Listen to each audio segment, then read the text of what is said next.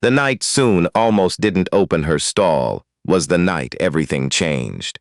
She had been standing at the back of her small kitchen, a converted shed behind the house she rented on the east side of Brampton, staring at the pot of egusi soup she'd made from the last of her groceries. Her landlord had slipped a notice under the door 3 days ago, 14 days to pay or vacate. She'd read it twice, folded it neatly, and put it under the cutting board where she wouldn't have to look at it. Her daughter Titi was asleep in the next room, 7 years old, snoring lightly the way she always did when the weather turned cold. Outside, October was pressing against the windows. Seun tied her wrapper around her waist, covered the pot, and loaded the trolley. She had learned, after 4 years in Canada, that people ate late on Fridays. The parking lot beside the cultural center on Kennedy Road drew a crowd after 9. Music from the hall, people spilling out between sets, hungry and looser with their money than they were during the week. She'd built a small reputation there. Pepper soup, fried plantain, jollof rice the color of a sunset. People called her the jollof lady, and she pretended not to love it. That night, she set up her table under the yellow light at the edge of the lot. She arranged her foil trays. She lit the small flame under the pot to keep the soup warm. And she waited. By 10 o'clock, she had sold maybe a third of what she'd brought. Enough for rice and eggs for the week. Not enough for the rent. She kept her face even. She had practiced that.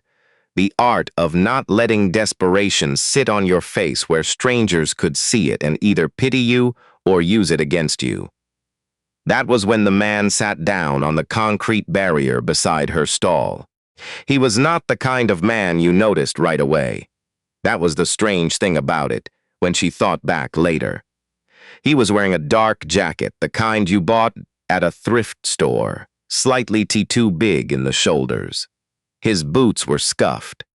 He had a small duffel bag he set between his feet, and he sat hunched forward with his elbows on his knees, like a man who had been carrying something heavy for a long time, and had simply decided, right here, to put it down.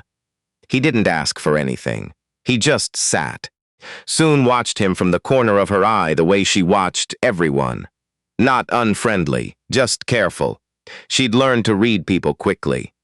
This man looked tired. Not the tired that comes from a long day's work. The other kind. The tired that goes all the way down. After a while, she said, "You want something to eat?"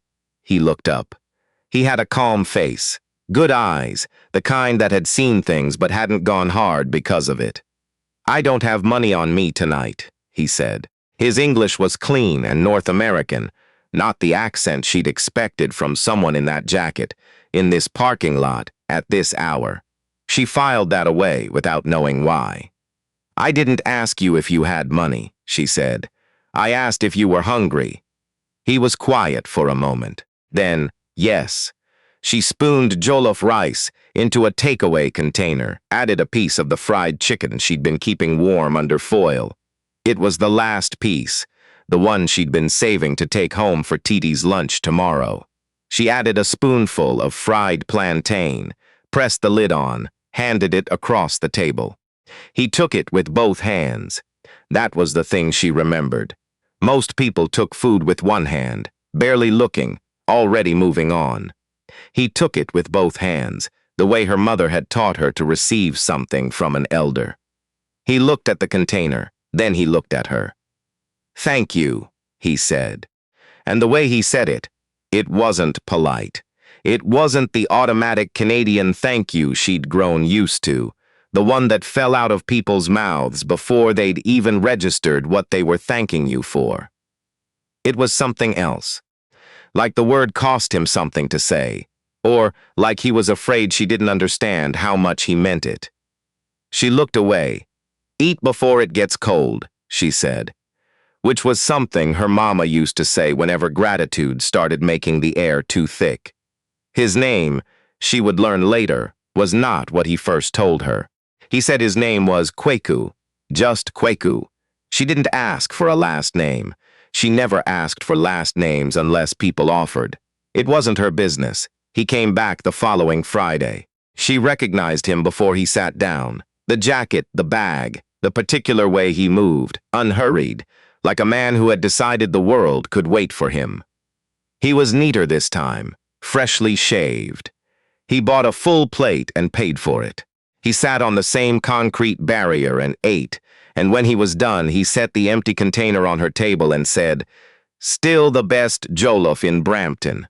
In all of Canada," she said, not looking up from her ladle. She heard him laugh, a real laugh, surprised out of him, not polished or performed. She liked it. He came back the Friday after that, and the one after that. October became November. The cold settled in properly, the kind that made outdoor vending a particular kind of stubbornness. Seun added a second layer under her wrapper. She bought a small portable heater that sat under her table and baked her ankles while the rest of her froze.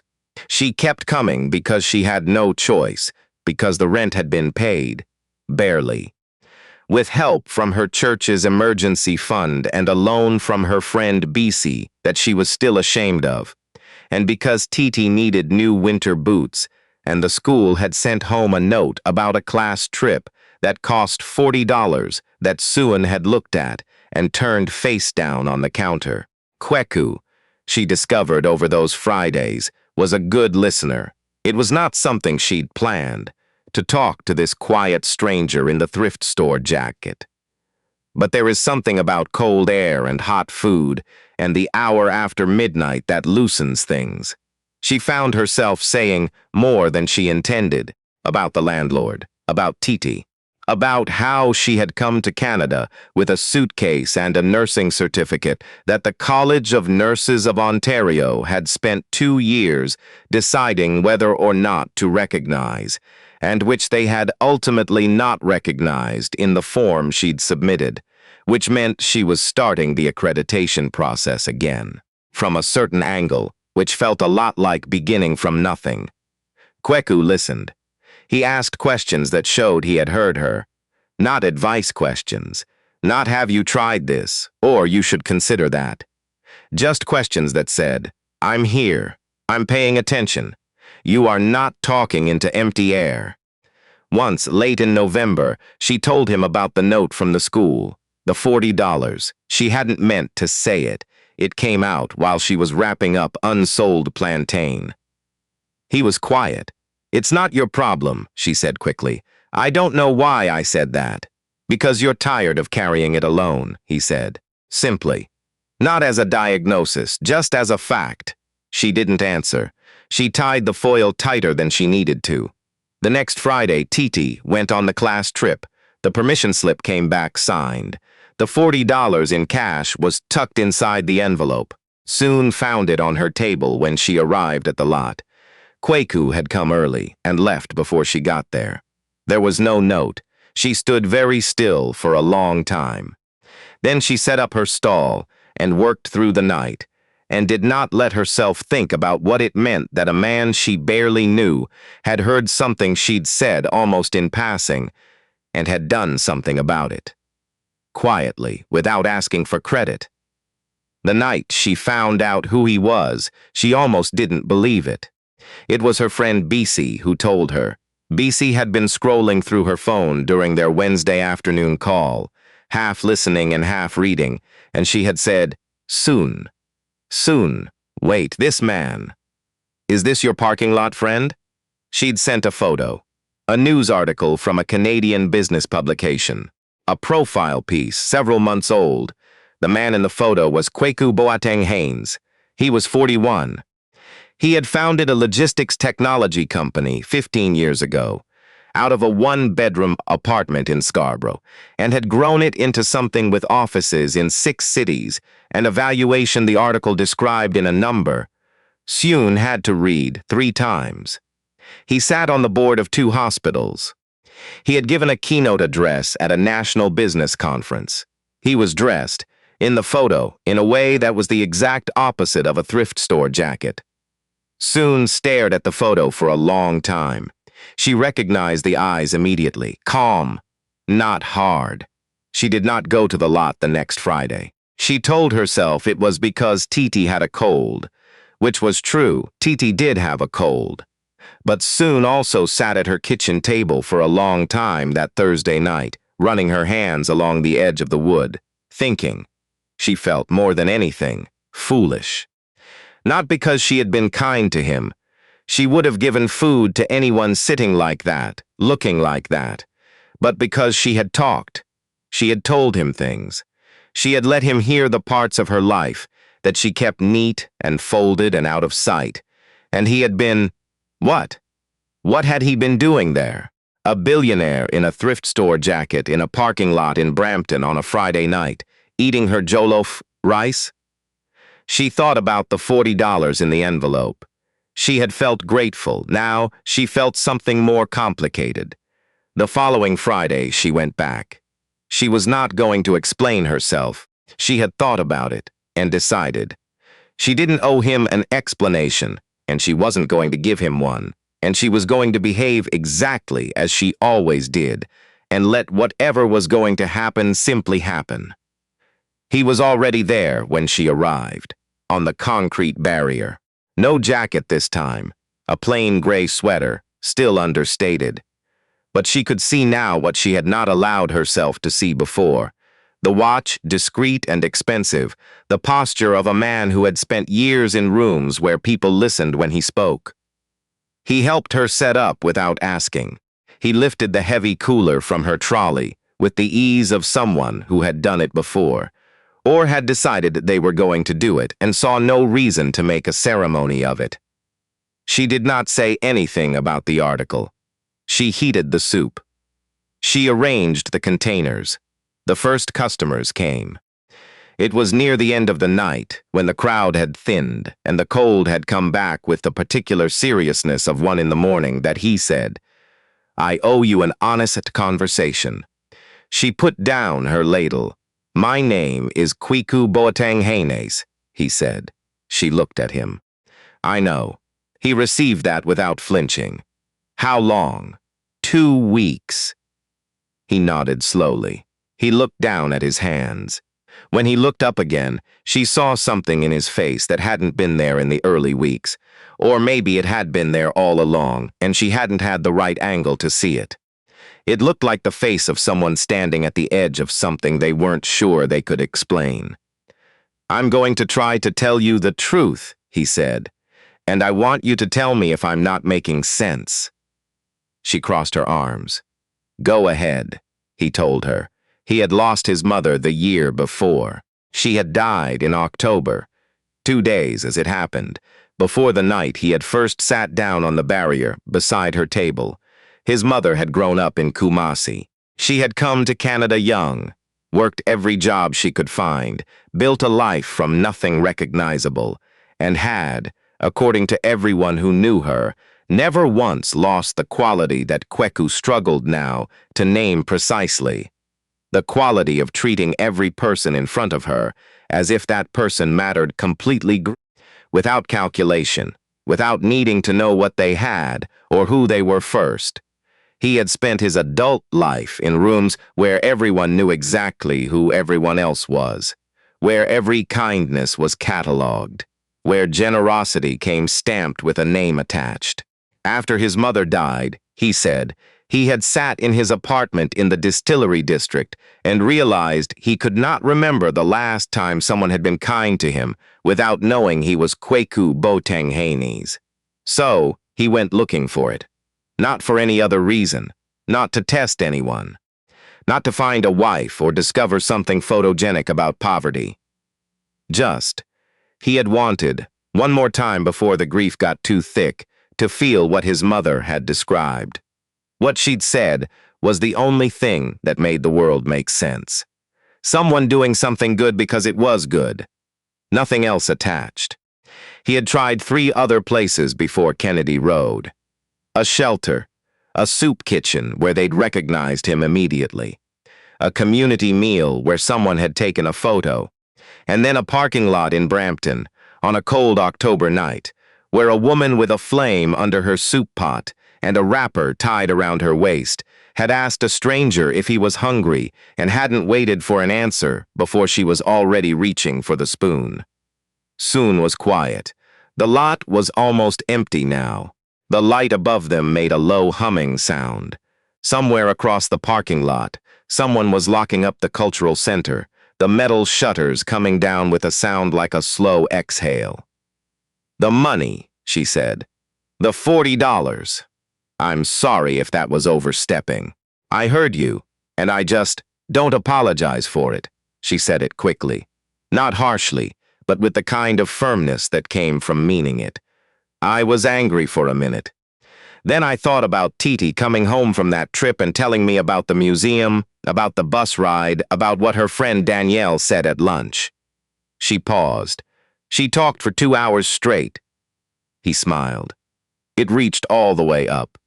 "She sounds like a lot," he said. "She is everything," Seun said. She began packing up her stall. He helped.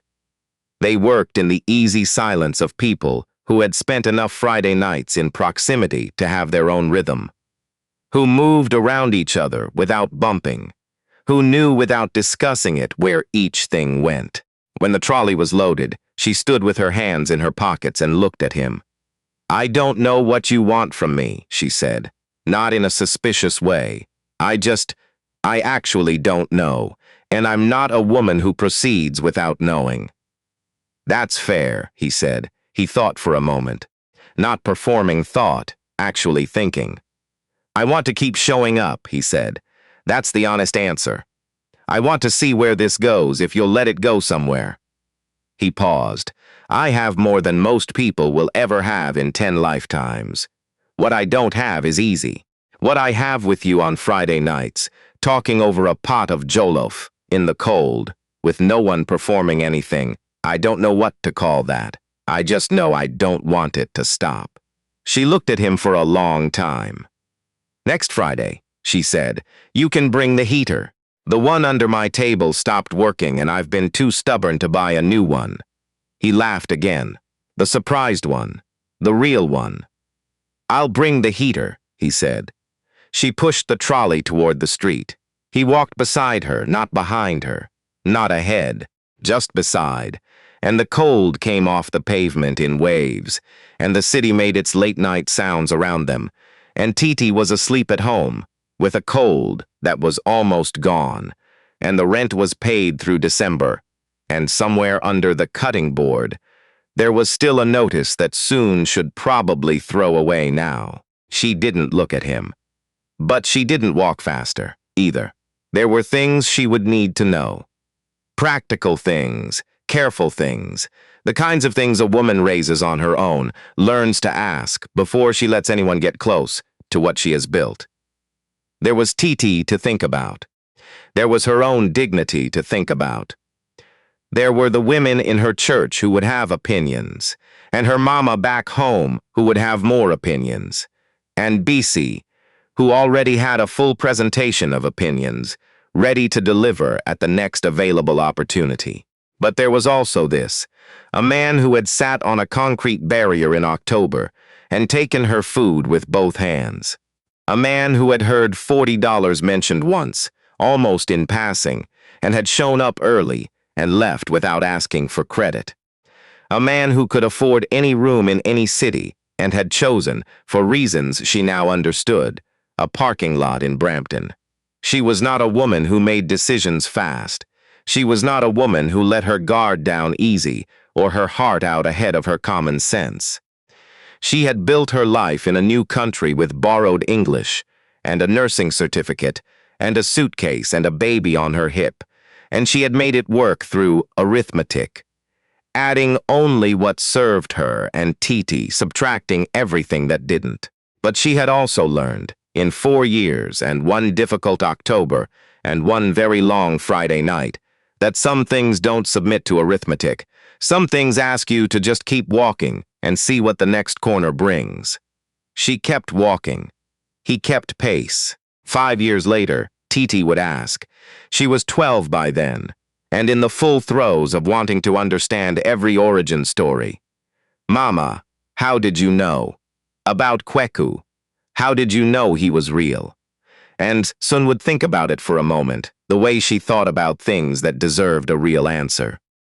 He took my food with both hands, she said. The night we met, when I gave him something he didn't ask for, he took it with both hands. Like he knew what it cost. Like he wasn't going to treat it like nothing. Titi considered this with the gravity of someone taking notes. Is that enough? She asked. To know someone from that? Seun looked at her daughter.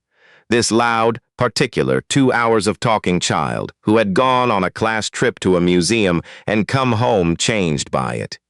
It was enough to keep looking, she said.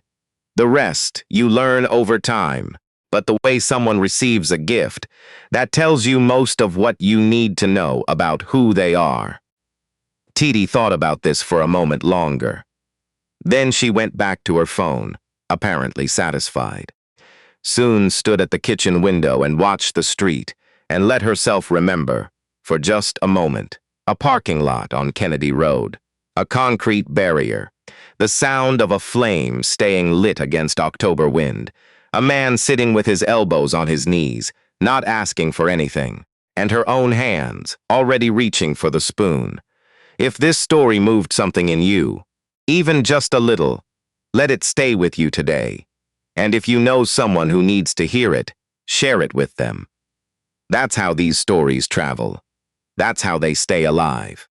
We'll be back next week with another story from ancient African folktales. Until then, take care of each other.